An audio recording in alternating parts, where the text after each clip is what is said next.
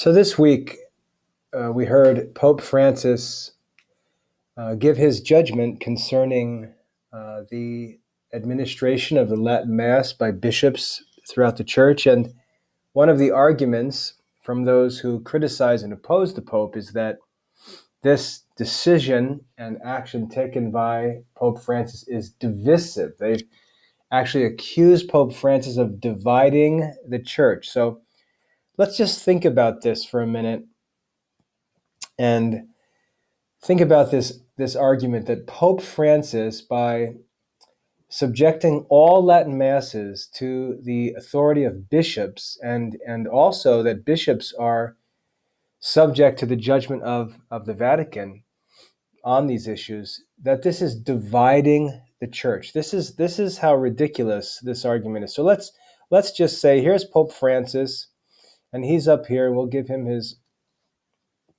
authority. Here's Pope Francis, and here's the church all through the world. We'll have all the bishops here represented by circles all through the world, bishops all around the world. And then we've got parishes under the bishops, and we've just got, let's say, priests under the bishops. And every priest in this list, and I'll hurry up here, every priest represents hundreds, if not more, parishioners and individual Catholics all over the world. Remember, this is global, so don't get lost in American politics or issues. So here's Pope Francis. Here's all of the bishops and priests of the church. And of this entire church, there's a tiny little sector, a little bit here, maybe a little bit over here, and maybe a little bit over here, that believe that the Latin Mass is necessary, and they believe that priests, remember, I'm circling priests here, they believe that priests should have the right to say the Latin Mass as they please, and this or that. And these people are sitting here, and they are speaking out throughout the church, claiming that this is their right, that they have the right to celebrate the Latin Mass as they please, and so on, because this was granted to them by Pope Benedict XVI during his papacy a few years back. But now Pope Francis has judged, and he has told these priests that no, this is not true, but they are now subject to their bishop, so they have to appeal to their bishops, and the bishops will actually decide whether or not they will be permitted to celebrate the Latin Mass any further. Now, by doing this, these individuals, and I'm going to clean this up real quick, these individual priests now are going to complain that Pope Francis has, by this judgment, divided the church. But look at the reality here. We have Pope Francis united with all the bishops,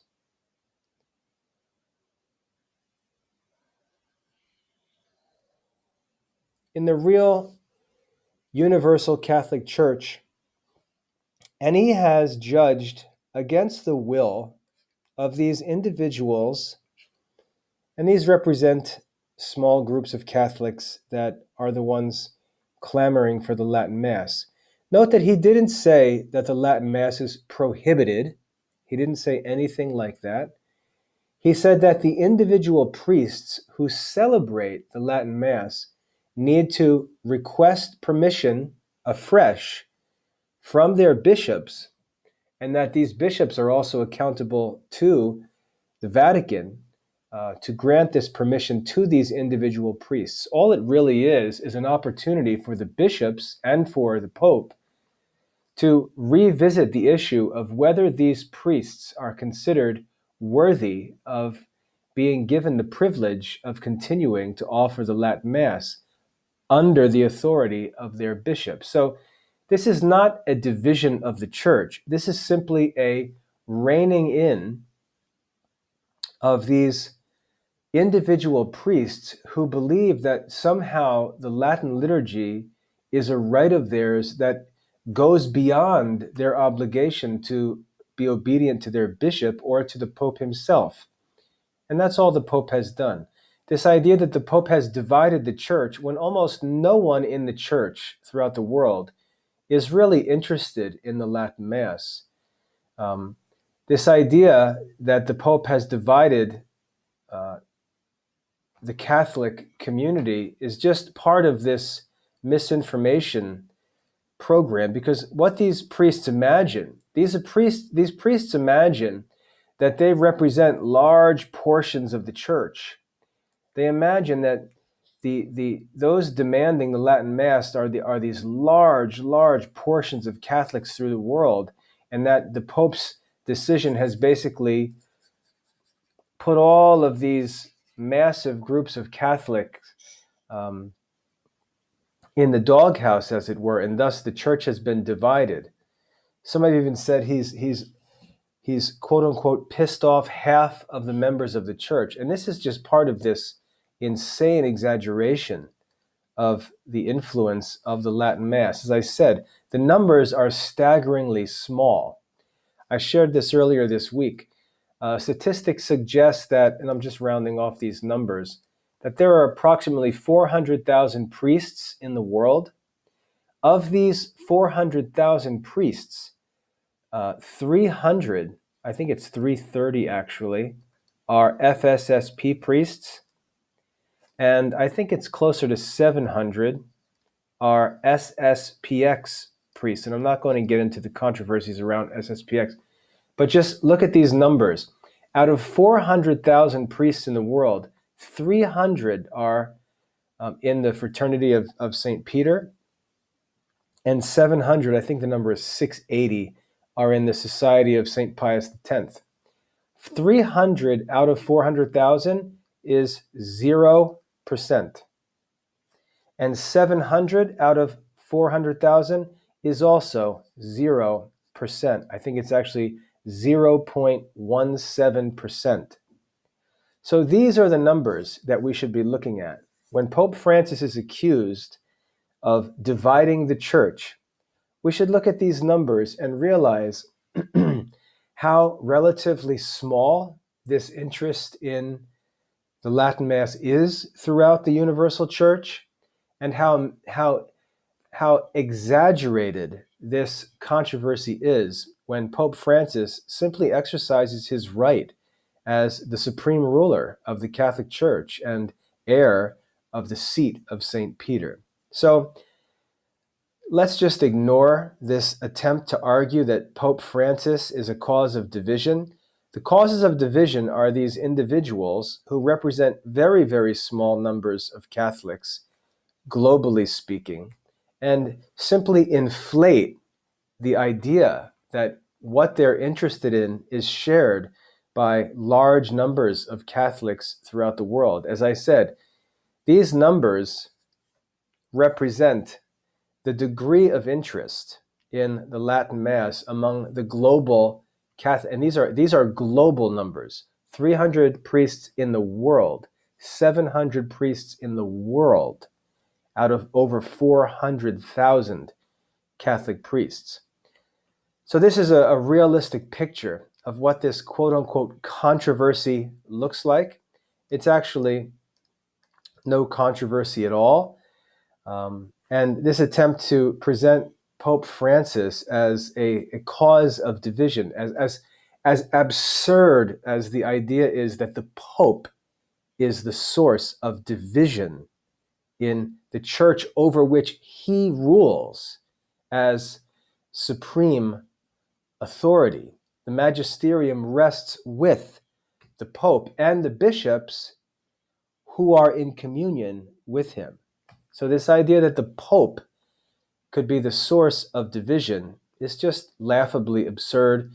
The numbers reveal the real nature of this controversy, and it's just an attempt for Catholics who largely exist on the internet and create an appearance of widespread popularity of these movements. The reality is these movements are not popular. They're of interest to very few Catholics globally relative to the number of Catholics. I mean, the total number of Catholics is 1.3 billion. 1.3 billion Catholics. So just imagine if there's only 1,000 priests of these two relatively significant orders as far as Latin Mass celebration are concerned, and we consider the numbers of Catholics and the numbers of priests, it turns out, I think, to about 3,000 Catholics per priest. You take 3,000 and multiply it by 0, and you're starting to get to the numbers of people interested in the Latin Mass as far as statistics are concerned. Now, of course, if you attend a Latin Mass, the sanctuary at which the Mass is celebrated may be pretty full. But if you were to go around and ask whether these are local parishioners who got in their car and drove 5 minutes from their house to the church, you'll find that that's not the case. One of the reasons Latin Masses are crowded is simply because people are willing to travel long distances to attend Latin Masses, and that's fine. Again, there's nothing wrong with the Latin Mass. The Catholic Church approves and allows the Latin Mass. This is simply an act where the Pope is reining in some individual priests who are getting a little carried away with talk about their rights to offer a certain liturgical tradition, bringing them back under their bishops, making them accountable to their bishops, and helping the bishops to govern their dioceses more effectively by having the support of the Pope, telling these individual priests that they will, in fact, submit themselves to the authority of their bishops. So, if you hear someone trying to make this argument that Pope Francis is dividing the church, just look at the numbers. It's really silly. The church is an enormous body of worshipers all over the world. There's relatively very little interest in the Latin Mass on a global level. While the Latin Mass is allowed under the authority of the church, under the authority of the bishops, it's to be understood that the Latin Mass is allowed to the faithful as a preferential, extraordinary form of celebration, of liturgy. It's not necessary, it's not a rite, it's not in any way taught to be superior to the ordinary form of the Mass. The word extraordinary doesn't mean like, oh my goodness, you're amazing, you're so extraordinary. It simply means not ordinary. It's not the ordinary form, it's the extraordinary form. It doesn't mean the excellent form. So don't be distracted by these criticisms of Pope Francis. The magisterium rests with the Pope and with the bishops who are in union with the Pope. Now, if we find that the bishops are in union with the Pope, and there's one maverick bishop who's not in union with the Pope, the magisterium does not rest with that individual bishop.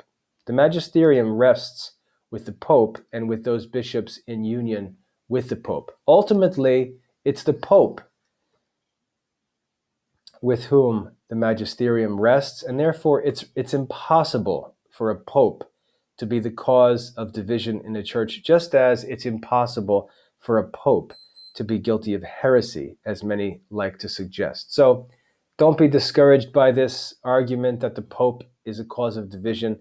It's a ridiculous suggestion. There's no way to support such a statement. It's just meant to shock and stir up attention for those trying to make something out of nothing. There's nothing wrong with the Latin Mass. It's permitted in the Catholic Church. It's a matter of preference. And anyone who suggests that it's anything more than that is simply not in line with the teaching of the Church.